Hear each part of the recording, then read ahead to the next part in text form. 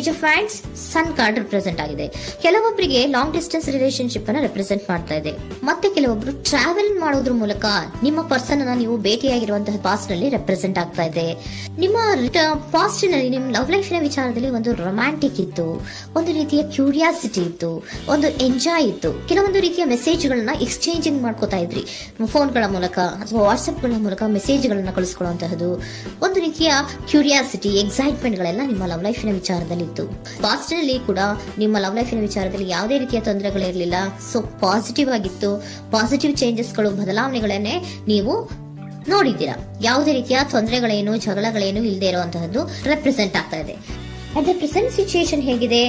ಈಗಿನ ಸಿಚುಯೇಷನ್ ಕೂಡ ಸೆಕ್ಯೂರ್ ಆಗಿರುವಂತಹದ್ದು. ನಿಮ್ಮ ಲವ್ ಲೈಫ್ ನ ವಿಚಾರದಲ್ಲಿ ಅಟ್ ಪ್ರೆಸೆಂಟ್ ಅಲ್ಲೂ ಕೂಡ, ಈ ಹಿಂದೆನೂ ಕೂಡ ನಿಮಗೆ ಚೆನ್ನಾಗೇ ಇತ್ತು, ಈಗಲೂ ಕೂಡ ಪ್ರೆಸೆಂಟ್ ಅಲ್ಲಿ ನಿಮಗೆ ಕಿಂಗ್ ಆಫ್ ಪ್ಯಾಂಟಿಕಲ್ ರೆಪ್ರೆಸೆಂಟ್ ಆಗ್ತಾ ಇರೋದ್ರಿಂದ ನಿಮಗೆ ಲವ್ ಲೈಫ್ ನ ವಿಚಾರದಲ್ಲಿ ಚೆನ್ನಾಗೇ ಇದೆ. ಸೊ ಒಂದು ಭದ್ರತೆ ಇದೆ. ಲವ್ ಲೈಫ್ ನ ವಿಚಾರದಲ್ಲಿ ಒಂದು ಸಾಮರಸ್ಯ ಇದೆ. ಯಾವುದೇ ರೀತಿಯ ತೊಂದರೆಗಳು ಏನು ಕಾಣ್ತಾ ಇಲ್ಲ. ಸೆಕೆಂಡ್ ಕಾರ್ಡ್ ಬಂದಿರುವಂತಹ ಪ್ರೆಸೆಂಟ್ ಸಿಚುಯೇಷನ್ ಅಲ್ಲಿ ಸ್ಟ್ರೆಂತ್ ಇದೆ, ಬಾಂಡೇಜ್ ಇದೆ. ಚೆನ್ನಾಗಿ ನೀವಿಬ್ಬರ ಮಧ್ಯೆ ಒಂದು ಬಾಂಡೇಜ್ ಇದೆ, ಸಾಮರಸ್ಯ ಇದೆ, ಹೊಂದಾಣಿಕೆ ಗುಣಗಳು ತುಂಬಾ ಇದೆ. ಆದ್ರೂ ಕೂಡ ಅಟ್ ಪ್ರೆಸೆಂಟ್ ಅಲ್ಲಿ ಕೆಲವೊಂದು ವಿಚಾರಗಳ ಬಗ್ಗೆ ಅನುಮಾನವನ್ನ ಪಡ್ತಾ ಇರುವಂತಹದ್ದು ರೆಪ್ರೆಸೆಂಟ್ ಆಗ್ತಾ ಇದೆ. ಅಟ್ ಪ್ರೆಸೆಂಟ್ ಅಲ್ಲಿ ನೀವು ಕೆಲವೊಂದು ವಿಚಾರಗಳ ಬಗ್ಗೆ ನಿಮ್ಮ ಮೇಲೆ ನೀವು ಕೆಲವೊಂದು ಡೌಟ್ ಅನ್ನ ಪಡ್ತಾ ಇರುವಂತಹದ್ದು ರೆಪ್ರೆಸೆಂಟ್ ಆಗ್ತಾ ಇದೆ. ನಿಮ್ ಲವ್ ಲೈಫ್ ನಲ್ಲಿ ಕೆಲವೊಂದು ರೀತಿಯ ಭದ್ರತೆಗಳಿದೆ. ಸೊ ಯಾವುದೇ ರೀತಿಯ ತೊಂದರೆಗಳೇನೂ ಇಲ್ಲ, ಒಂದು ರೀತಿಯ ಗುಡ್ ಬಾಂಡೇಜ್ ಇದೆ. ಆದ್ರೂ ಕೂಡ ನಿಮ್ಮಲ್ಲಿ ಯಾಕೋ ಆತ್ಮವಿಶ್ವಾಸ ಇಲ್ಲ, ಆತ್ಮವಿಶ್ವಾಸದ ಕೊರತೆಗಳು ರೆಪ್ರೆಸೆಂಟ್ ಆಗ್ತಾ ಇದೆ. ಯಾವುದೋ ಕೆಲವೊಂದು ಅನುಮಾನಗಳು ನಿಮ್ಮಲ್ಲಿ ನಿಮ್ಮ ಲವ್ ಲೈಫಿನ ವಿಚಾರವಾಗಿ ಇರುವಂತಹದ್ದು ರೆಪ್ರೆಸೆಂಟ್ ಆಗ್ತಾ ಇದೆ. ಏನಾದ್ರೂ ತೊಂದರೆ ಆಗ್ತಾ ಇದೆಯಾ, ನನ್ನ ಲವ್ ಲೈಫಿನ ವಿಚಾರವಾಗಿ ಏನಾದ್ರೂ ತೊಂದರೆ ಆಗ್ತಾ ಇದೆಯಾ ಅಂತ ನಿಮ್ಮಲ್ಲೇ ನೀವು ಅನುಮಾನವನ್ನ ಪಡ್ತಾ ಇರುವಂತಹದ್ದು ರೆಪ್ರೆಸೆಂಟ್ ಆಗ್ತಾ ಇದೆ.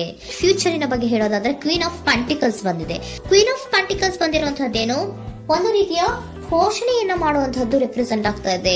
ಯಾಕಂದ್ರೆ ನಿಮ್ಮ ಲವ್ ಲೈಫ್ ನ ವಿಚಾರವಾಗಿ ಅಟ್ ಪ್ರೆಸೆಂಟ್ ಅಲ್ಲಿ ಕೆಲವೊಂದು ವಿಚಾರಗಳಲ್ಲಿ ಸ್ಟೇಬಲ್ ರಿಲೇಶನ್ಶಿಪ್ ಅಲ್ಲಿ ಇದ್ರು, ಒಂದು ಗುಡ್ ಬಾಂಡೇಜ್ ಇದ್ರೂ ಕೂಡ ನೀವ್ ಯಾಕೋ ಕೆಲವೊಂದು ವಿಚಾರಗಳ ಬಗ್ಗೆ ಅನುಮಾನವನ್ನ ಪಡ್ತಾ ಇರುವಂತಹದ್ದು, ಅದನ್ನ ರಕ್ಷಣೆ ಮಾಡೋದ್ರೊಳಗೆ ಹೆಚ್ಚು ಗಮನವನ್ನ ಕೊಡ್ತಾ ಇರುವಂತಹದ್ದು ರೆಪ್ರೆಸೆಂಟ್ ಆಗ್ತಾ ಇದೆ.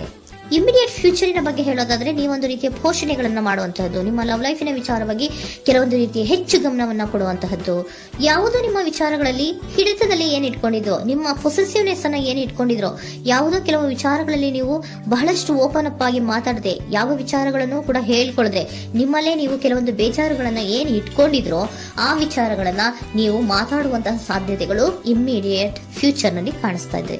ಯಾವುದೋ ಕೆಲವೊಂದು ವಿಚಾರ, ಯಾಕೆ ಯಾವುದೋ ಕೆಲವು ವಿಚಾರಗಳಲ್ಲಿ ನಿಮಗೆ ಅನುಮಾನಗಳು ರೆಪ್ರೆಸೆಂಟ್ ಆಗ್ತಾ ಇದೆ. ಲವ್ ಲೈಫಿನ ವಿಚಾರ, ಪ್ರೀತಿಯಲ್ಲಿ ಯಾವಾಗ ಅನುಮಾನಗಳು ಸೃಷ್ಟಿಯಾಗುತ್ತೋ ನಾವು ಅವಾಗವಾಗ್ಲೇ ಅದನ್ನ ಬಗೆಹರಿಸ್ಕೊಬೇಕು. ನಮ್ಮಲ್ಲೇ ಇಟ್ಕೊಳ್ಳೋದು, ಅಯ್ಯೋ ಏನಾಗ್ತಾ ಇದೆಯೋ ಅಂತ ಕೊರಗೋದು ಅಥವಾ ಏನಾಗ್ಬಿಡುತ್ತೋ ಅಂತ ಭಯ ಪಡುವಂತಹದ್ದು ಏನು ಬೇಕಾಗಿಲ್ಲ. ಯಾಕಂದ್ರೆ ಲವ್ ಇರುವಂತಹದ್ದೇ ನಂಬಿಕೆಯ ಬುನಾದಿಯ ಮೇಲೆ. ಸೊ ನೀವೇನ್ ಮಾಡ್ಬೇಕು, ಏನಾದ್ರೂ ಸ್ವಲ್ಪ ಡೌಟ್ಗಳು ಬಂದಾಗ ನೀವು ಅದನ್ನ ಬಗೆಹರಿಸ್ಕೊಬೇಕು. ಯಾವ ವಿಚಾರದಲ್ಲಿ ನಿಮಗೆ ಬೇಜಾರಾಗಿತ್ತು ಅದನ್ನ ನೀವೇನ್ ಮಾಡ್ಬೇಕು, ನಿಮ್ಮಲ್ಲೇ ಇಟ್ಕೊಂಡು ಕೊರಗಬಾರ್ದು. ಓಪನ್ ಅಪ್ ಆಗಿ ಮಾತಾಡೋದ್ರ ಮೂಲಕ ನೀವು ಕ್ಲಾರಿಟಿಯನ್ನ ತಗೊಳ್ಳುವಂತದ್ದು ನಿಮಗೆ ಇಮಿಡಿಯೇಟ್ ಫ್ಯೂಚರ್ ನಲ್ಲಿ ಕಾಣಿಸ್ತಾ ಇದೆ. ಯಾವುದೇ ವಿಚಾರಗಳ ಬಗ್ಗೆ ನೀವು ನಿಮ್ಮ ಲವ್ ಅನ್ನ ಅಥವಾ ನಿಮ್ಮ ಪ್ರೀತಿಯನ್ನ ಭದ್ರವಾಗಿ ಉಳಿಸ್ಕೊಳ್ಳೋದಕ್ಕೋಸ್ಕರವಾಗಿ ನೀವು ನಿಮ್ಮಲ್ಲೇ ಇಟ್ಕೊಂಡಿದ್ದಂತಹ ಅಥವಾ ಕೆಲವು ಬೇಜಾರಿನ ವಿಷಯಗಳ ಬಗ್ಗೆ ನೀವು ಹೆಚ್ಚು ಮಾತಾಡಿ, ಓಪನ್ ಅಪ್ ಆಗಿ ಕೆಲವೊಂದು ವಿಚಾರಗಳ ಬಗ್ಗೆ ಮಾತಾಡುವಂತಹದ್ದು ಮತ್ತೆ ಅದನ್ನ ಕ್ಲಾರಿಟಿಗೆ ತಗೊಳ್ಳುವಂತಹದ್ದು ರೆಪ್ರೆಸೆಂಟ್ ಆಗ್ತಾ ಇದೆ. ನಿಮ್ಮಲ್ಲಿ ಬಾಟಮ್ ಆಫ್ ದ ಡಕ್ ಅಲ್ಲಿ ಬಂದಿರುವಂತಹದ್ದೇ ಅದು.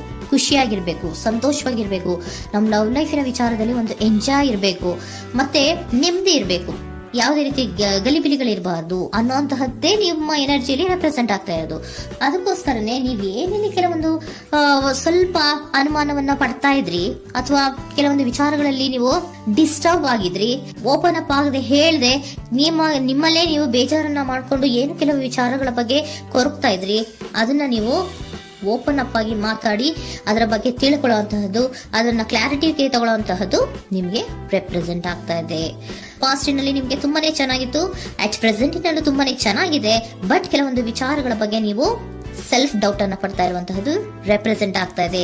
ಏನಾಗ್ತಾ ಇದೆಯೋ ಅನ್ನೋದ್ರ ಬಗ್ಗೆ ನೀವು ಸ್ವಲ್ಪ ವಿಶ್ವಾಸವನ್ನ ಕಡಿಮೆ ಮಾಡ್ಕೊಳ್ತಾ ಇರುವಂತಹದ್ದು ರೆಪ್ರೆಸೆಂಟ್ ಆಗಿತ್ತು. ಬಟ್ ಆದ್ರೆ ಇನ್ನು ಇಮಿಡಿಯೇಟ್ ಫ್ಯೂಚರ್ ನಲ್ಲಿ ಏನಪ್ಪಾ ಅಂದ್ರೆ ನಿಮ್ಮ ಲವ್ ಲೈಫ್ ಅನ್ನ ನಾವು ಉಳಿಸ್ಕೊಬೇಕು, ನಾನು ಎಲ್ಲವನ್ನ ನನ್ನ ಕಂಟ್ರೋಲ್ ಅಲ್ಲೇ ಇಟ್ಕೊಂಡು ಅಥವಾ ಪೊಸೆಸಿವ್ನೆಸ್ ಅನ್ನ ಬೆಳೆಸ್ಕೊಂಡು ನಾನೇ ಬೇಜಾರು ಮಾಡ್ಕೊಂಡಿದ್ರೆ ಸರಿ ಇಲ್ಲ, ನಾನು ಓಪನ್ ಅಪ್ ಆಗಿ ಮಾತಾಡಿ ಕೆಲವೊಂದು ವಿಚಾರಗಳ ಬಗ್ಗೆ ನಾನು ಕ್ಲಾರಿಟಿಯನ್ನ ತಗೋಬೇಕು ಅಂತ ಆಲೋಚನೆಯನ್ನ ಮಾಡ್ತಾ ಇರುವಂತಹದ್ದು ರೆಪ್ರೆಸೆಂಟ್ ಆಗ್ತಾ ಇದೆ.